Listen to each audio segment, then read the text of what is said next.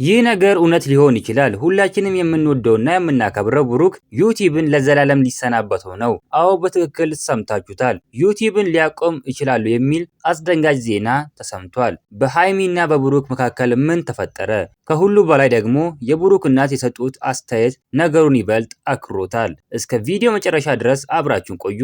ምክንያቱም ብሩክ ለዚህ ውሳኔ ያበቃው ትክክለኛ ምክንያት አሁን ይፋ ይሆናል። ሁላችሁም እንደምታውቁት በብሩክ እና በሃይሚ መካከል የነበረው ነገር ሰሞኑን ሰላም አልነበረም። ብዙዎቻችሁ ተጣልተዋል ስትሉ ነበር። ነገር ግን ከዚህ በላይ ሆኗል። በመካከላቸው በተፈጠረው አለመግባባት ምክንያት ብሩክ በጣም ተረብሾ ነበር የሰነበተው።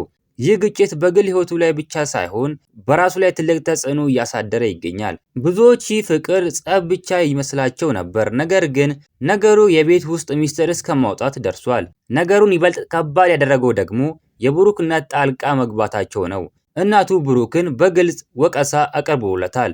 ለምንድነው የቤተሰቦችን ሚስጥር ወደ ውጪ የምታወጣው? ለምንድነው የግል ህይወትን በሶሻል ሚዲያ የምትዘረግፈው? በማለት ጠይቀውታል። ብሩክ በእናቱ ምክርና በደረሰበት ጫና ምክንያት ከዚህ በኋላ ይህ ነገር ካላቆመ ዩቲዩብ ላቆም እችላለሁ የሚል ከባድ ቃል ተናግሯል። ቤተሰብና ስራ ሲጋጩ ደግሞ ውሳኔው ምን ያህል ከባድ እንደሚሆን መገመት ትችላላችሁ። እንግዲህ ቤተሰቦቼ ሁኔታው እዚህ ደረጃ ላይ ደርሷል። ብሩክ በእውነት ዩቲዩብ ሊያቆም ይገባል ወይስ የግል ህይወቱና ስራውን ለያይቶ መቀጠል አለበት ትላላችሁ? አስተያየታችሁን ኮሜንት ላይ አስቀምጡልኝ። እናንተ በብሩክ ቦታ ብትሆኑ ምን ታደርጉ ነበር? የብሩክ እናት ያሉትስ ትክክል ነው ወይስ አይደለም? በኮሜንት ላይ ግለጹልኝ። ብሩክ ዩቲዩብን እንዳያቆም የምትፈልጉ በሙሉ ዩቲዩብ እባክን ዩቲዩብ እንዳታቆም ብላችሁ ኮሜንት ላይ ጻፉልኝ። ቪዲዮ እሱ ጋር እንዲደርስም ሼር እያደረጋችሁ ብሩክ ጋር ደርሱልኝ።